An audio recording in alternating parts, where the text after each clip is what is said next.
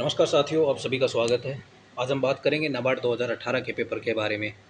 किस प्रकार के क्वेश्चंस रहे थे, उनको एनालिटिक वे में डिस्कस करेंगे कि क्वेश्चंस किस पोर्शन से, कहाँ से और किस टाइप के क्वेश्चंस आ रहे हैं। ठीक है, स्टार्ट करते हैं।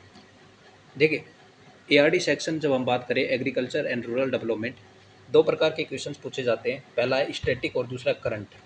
करंट मेनली वो फोकस करते हैं स्कीम पोर्शंस के ऊपर। तो दोनों ही प्रकार के क्वेश्चंस देखेंगे। जो 40 के 40 क्वेश्चंस आए हुए हैं 2018 के पेपर में, उन सब को डिस्कस करेंगे और थोड़ा फास्ट करने की कोशिश करेंगे कि जैसे आपको आइडिया मिले किस प्रकार का क्वेश्चन मिलता है। पहले क्वेश्चन है वो है अंडर प्रधानमंत्री फसल बीमा योजना the maximum premium for horticulture crops is. देखिए, जो प्रधानमंत्री फसल बीमा योजना है वो 2016 के अंदर लॉन्च हुई थी। वो स्कीम रिप्लेस कर रही थी नेशनल एग्रीकल्चर इंश्योरेंस स्कीम को, जो 1999 के अंदर लॉन्च हुई थी।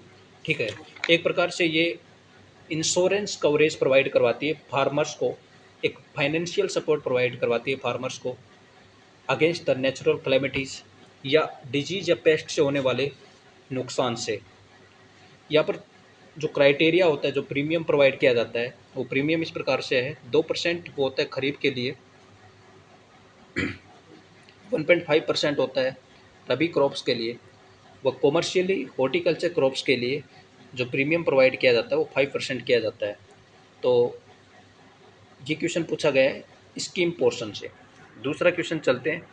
ई NAM electronic national agriculture market है, ये एक ट्रेडिंग प्लेटफॉर्म्स है जहाँ के ऊपर फार्मर्स अपनी क्रॉप्स को बाई और सेल कर सकते हैं। ठीक है, वहाँ पर लिस्टिंग करवानी पड़ती है क्रॉप्स को। ये कब लॉन्च हुई थी? ये लॉन्च हुई थी 2016 के अंदर। अगला क्वेश्चन चलते हैं। अगले क्वेश्चन बोल रहा है कि under the drought management scheme of government of India what is the threshold limit for eligibility. Drought management scheme है जो गवर्नमेंट ऑफ इंडिया की, उसके अंदर क्या एलिजिबिलिटी है? वो एलिजिबिलिटी है 33% loss to the sown crop. जो आपने फसल लगाई है उसमें 33% लॉस हो जाता है तो आप उस क्रॉप, उस स्कीम के अंडर है। ठीक है, अभी आगे चलते हैं। अगली क्रॉप जो कि अगला जो क्वेश्चन है वो इम्पोर्टेंट है, क्योंकि देखिए जो SGSY है, सबसे पहले इसको समझना होगा। ये क्या था कि एक स्वर्ण जयंती ग्राम स्वरोजगार योजना जो कि 2011 से पहले स्टार्ट की गई थी। बाद में जो स्वर्ण जयंती ग्राम स्वरोजगार योजना है उसको चेंज कर दिया गया।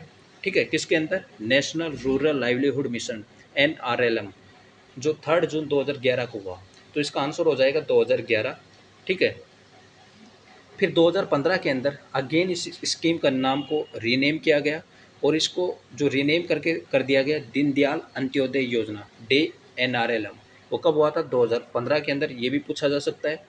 ये एक प्रकार से एक सेंट्रली स्पॉन्सर स्कीम है जो कि जो रूरल एरियाज़ है वहाँ पर सेल्फ एम्प्लॉयमेंट प्रोवाइड करवाने के लिए गवर्नमेंट ऑफ इंडिया का एक इनिशिएटिव है कि सेल्फ हेल्प ग्रुप्स बनाए जाएं और उनको एक एंटरप्रेन्योरियल जो एबिलिटी है रूरल इंडिया के अंदर, रूरल पीपल्स के अंदर, वो डेवलप की जाए जिससे उनकी इनकम इंक्रीज हो। एक पॉवर्टी एलिविएशन या इरिडेक्ट करने का एक प्रोग्राम है। अगले क्वेश्चन के ऊपर चलते हैं। अगला क्वेश्चन कह रहा है कि sub mission on agro forestry was launch in which year. ये 2016 के अंदर है। ये भी एक प्रकार की स्कीम है। अगला क्वेश्चन है कि अंडर DNRLM, दीनदयाल अंत्योदय योजना, नेशनल रूरल लाइवलीहुड मिशन, जिसके अंदर maximum landing rate for the human self help group taking into account interest subvention is, कितना होता है? वो 7% है। अगले क्वेश्चन पर चलते हैं। At least what percent of population should belongs to minority community in a district to be called minority community district.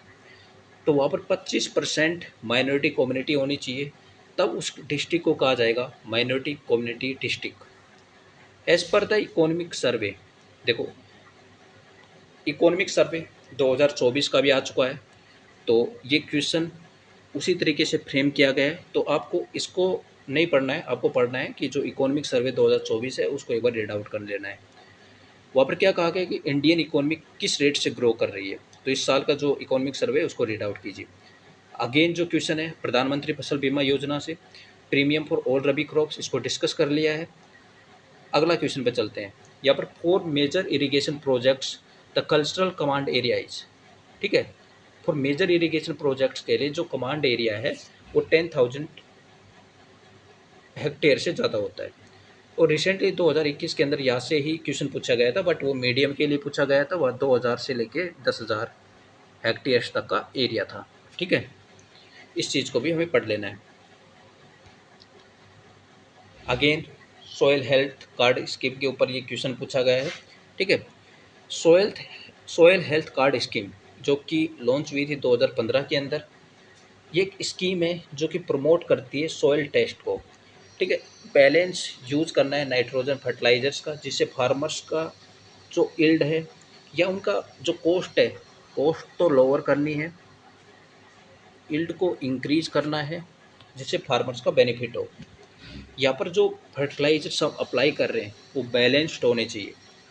Under the government plan to issue एक सॉयल हेल्थ कार्ड अप्लाई किया जाएगा, फार्मर्स को provide किया जाएगा, जिसके अंदर एक detailed description होगा सॉइल की न्यूट्रिएंट या फर्टिलाइजर्स रिकमेंडेशन के बारे में, ठीक है। क्या crop wise recommendation of nutrient है, क्या फर्टिलाइजर्स रिक्वायर्ड है उस फार्म एरिया के अंदर, ठीक है।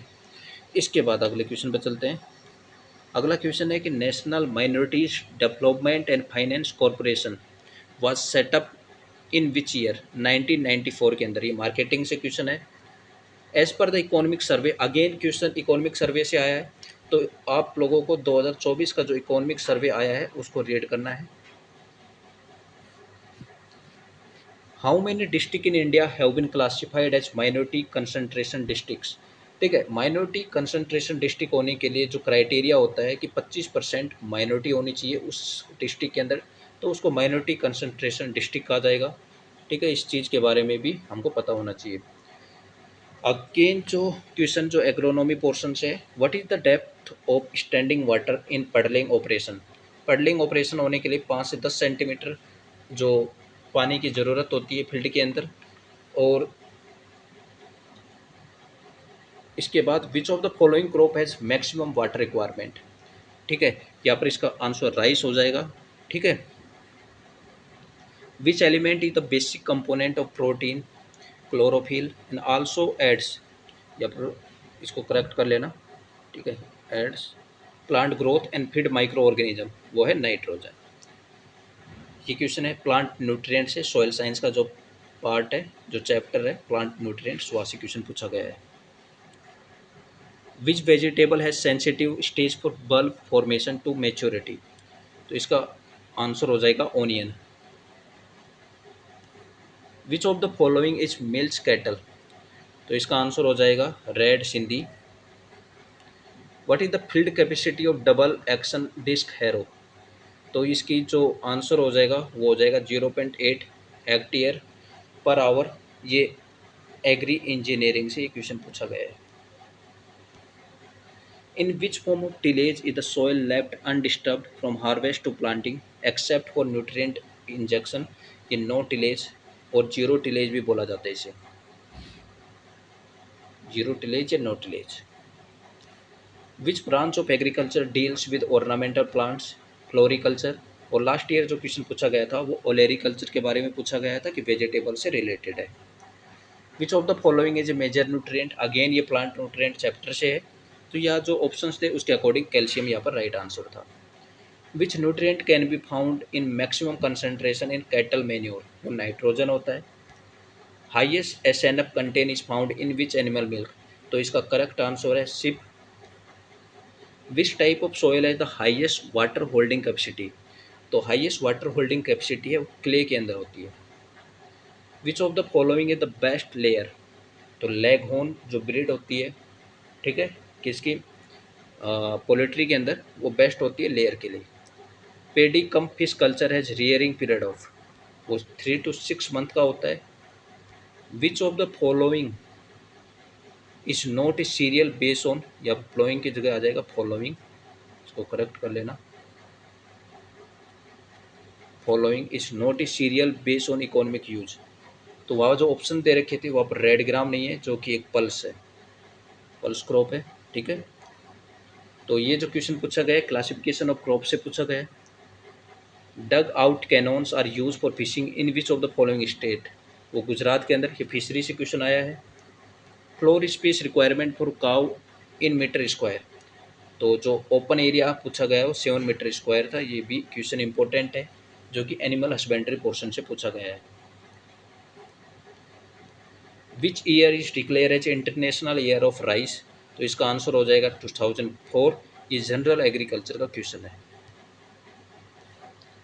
Annual rainfall for arid region is, तो इसका आंसर हो जाएगा लेस देन 500 mm जो रेनफॉल होगी उसे कहेंगे arid region. Which soil found most extensively in India, alluvial soil होता है। अगेन जो इरिगेशन जो पार्ट है एग्रोनॉमी का, वहाँ से क्वेश्चन पूछा गया है कि in sprinkler irrigation the water saving is dash dash compare to the surface irrigation, वहाँ पर है 15%। Which of the following crop is most salt tolerant, barley. Again question पूछा कि what is the depth of V shaped furrow, तो वो जो country प्लो है उसके जो फर्रो बनती है उसे कहते हैं वी शेप। ये अगेन क्वेश्चन पूछा गया है आपका एग्री इंजीनियरिंग से, टिलेज इम्प्लीमेंट से, जिसका डेप्थ हो जाएगा 12 to 15 सेंटीमीटर।